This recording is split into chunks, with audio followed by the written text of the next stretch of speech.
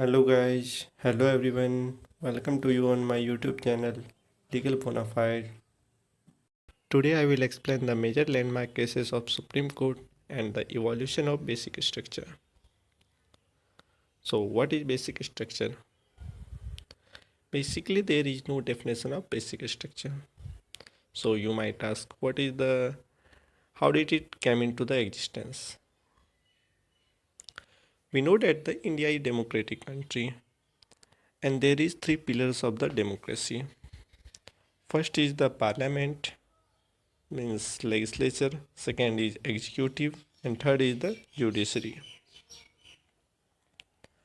तो क्या होता है कि लेजिस्लेचर और जुडिशरी में हमेशा टंग ऑफ वॉर चलते रहता है सुप्रीमेसी को लेकर के। पार्लियामेंट कहती है कि मैं सुप्रीम, जुडिशरी का कहना है कि if you are supreme then it doesn't mean that the you can do anything, you can make any law which arbitrary in nature. So जब जब भी पार्लियामेंट कोई ऐसी लॉ लेकर के आती है जिससे हमारे फंडामेंटल राइट वायलेट होता है तो जुडिशरी उसे नल एंड वॉइड डिक्लेयर कर देती है, क्योंकि हमारे यहाँ जुडिशियल रिव्यू का सिस्टम है। So in a democracy where there is written constitution it is assumed that the law is what जजेस से। विधायिका और न्यायपालिका में हमेशा टकराव बनी रहती है। पार्लियामेंट का कहना रहता है कि आई एम सुप्रीम, जुडिशरी का कहना रहता है कि if you are supreme that doesn't mean you can do anything, you can make any law which is arbitrary in nature. So जब जब भी पार्लियामेंट ऐसी कोई लॉ लेकर आती है जिससे हमारे फंडामेंटल राइट्स वायलेट होते हैं तो जुडिशरी उसे नल एंड वॉइड डिक्लेयर कर देती है, क्योंकि हमारे यहाँ जुडिशियल रिव्यू का सिस्टम है। तो हम बात करते हैं सबसे पहले फर्स्ट केस की, Shankari Prasad versus Union of India.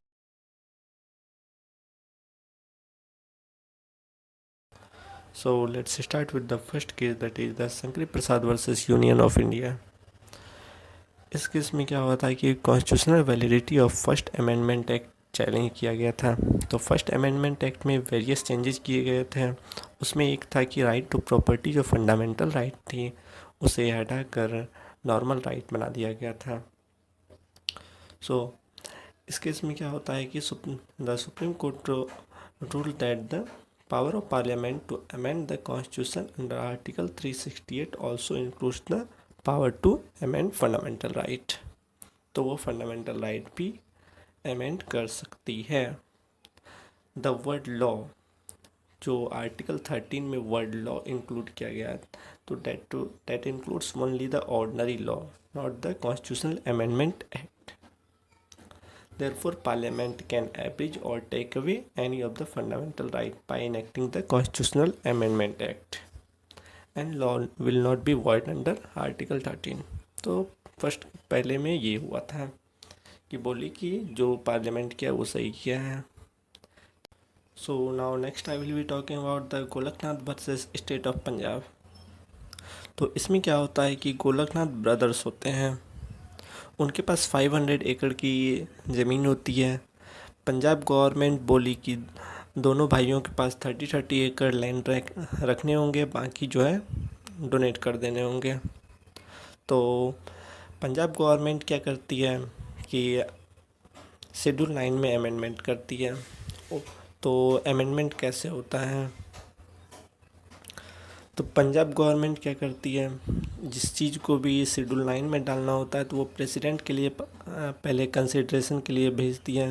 President फिर क्या करती है, काउंसिल ऑफ मिनिस्टर को भेजती है। काउंसिल ऑफ मिनिस्टर ने अगर डिक्लेयर कर दिया तो फिर प्रेसिडेंट उस पर कंसेंट दे देती है कि हाँ चलो इसको शेड्यूल 9 में प्लेस कर दो। एंड शेड्यूल 9 में प्लेस करने का मतलब ये होता है कि जुडिशियल रिव्यू नहीं मिलेगा उसमें, and it can't be challenge in any court of the law. तो इसमें क्या हुआ था कि in this case supreme court reverse its earlier judgement. तो अर्लियर स्टांस में क्या बोला था कि उसमें बोला था कि law will not be void. तो इन दिस केस क्या होता है कि constitutional validity of 17th amendment act which inserted the certain act in 9th schedule was challenge. तो सबसे पहले चैलेंज किया गया। The supreme court rule that the fundamental right are given transcendental and immutable, मतलब कि वो जो है उसको आप कहीं चैलेंज नहीं कर सकते हैं, वो एक परमानेंट चीज़ है, fundamental right. Hence parliament can not abridge or take away these rights. तो क्या होता है कि इसमें क्या होता है कि constitutional amendment act is also law with in the meaning of article 13, hence would be void for violating any fundamental right. तो इसमें क्या हुआ है कि जो प्रीवियस जजमेंट था उसे ओवर रूल कर दिया गया। So now come to the next case, that is the Keshavanandan Bharati state of Kerala. तो इसमें क्या होता है कि 1971 में इलेक्शन होती है, इंदिरा गांधी की गवर्नमेंट फिर से बन के आती है, and in response to the Golaknath case Indira Gandhi 24th amendment act लेकर के आती हैं। This act amended the article 13 and 368 और डिक्लेयर कर देती है कि parliament has the power to abridge or take away any of the fundamental right under the article 368 and such an act will not be law under the meaning of 13। तो फिर से ये case जो है सुप्रीम कोर्ट में जाता है, and it upheld the validity of 24th amendment act and stated that the parliament has power to amend the fundamental right. So at that same time that is the doctrine of the basic structure, and it ruled that the constituent power of parliament under article 368 does not enable to alter the basic structure। तो नया concept लेकर के आती है, that is the basic structure, जिसको आप कभी amend नहीं कर सकते हैं। This means that the parliament can not abridge or take away any fundamental right that forms the part of basic structure. So Keshavanandan Bharati case जो है अब तक का सबसे बड़ा बेंच था इन इंडियन हिस्ट्री। अब आगे क्या होता है कि again the parliament reacted to the judicially innovated doctrine of the basic structure by enacting 42nd amendment act. 42nd amendment act को मिनी कॉन्स्टिट्यूशन भी कहा जाता है, क्योंकि इसमें बहुत सारे चेंजेस किए गए थे कॉन्स्टिट्यूशन में। This act amended the article 368 and declared that there is no limitation of constituent power of parliament and no amendment can be questioned in any court on any ground including that of contravention of the any fundamental right। so उसके बाद फिर क्या होता है, next case Minerva Mills versus Union of India 1980। इस केस में क्या होता है कि in this case Minerva Mills case invalidated the provision as it excludes the judicial review which is the part of basic feature और बेसिक स्ट्रक्चर। तो इसमें क्या होता है कि पार्लियामेंट इसमें कहती है कि parliament can not under the article 368 expand its amending power so as to acquire for itself right to repeal or abrogate the constitution or to destroy the basic feature। तो पार्लियामेंट के पास इतना power नहीं है कि वो basic feature और basic structure को अमेंड कर सकें।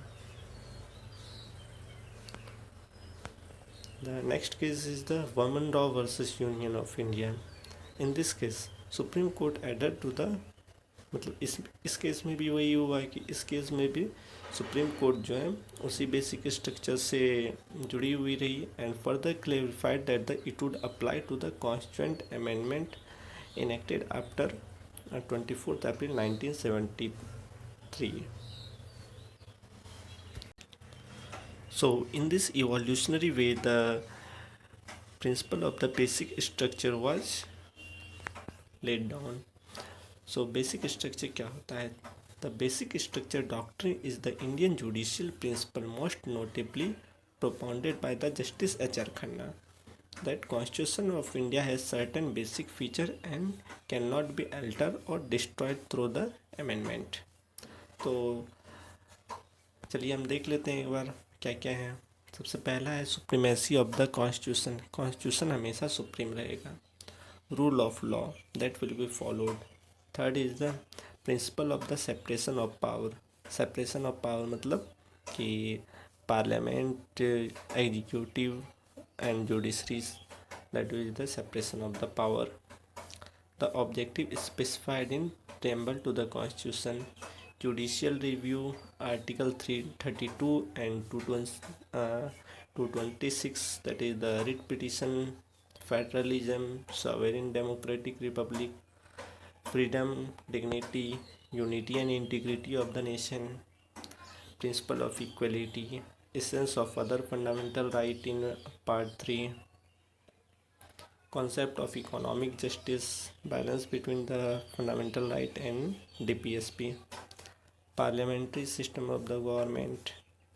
Next is principle of free and fair election, limitation upon the amending power, independence of the judiciary, effective access to the justice, power of Supreme Court, and legislation seeking to nullify award, that is the, and last is the welfare state. हम एक बार evolution of basic structure को review करते हैं। सबसे पहला case था शंकर प्रसाद वाला। इसमें कहा गया कि parliament has power to amend the fundamental right and law will not be void. Second case था गोलकनाथ केस। इसमें क्या हुआ था कि इसमें बोला गया कि parliament has no power to amend the fundamental right and law would be the void for violating any fundamental right. उसके बाद थर्ड केस आया केशवानंदन भारती केस। इसमें बोला गया कि पार्लियामेंट के पास पावर तो है अमेंड करने के लिए, but a new doctrine of the basic structure was let down. Next is the Minerva Mills case. इसमें बोला गया कि parliament can not expand its amending power to destroy the basic structure. And after the Waman Rao case, in this case supreme court added to the basic structure.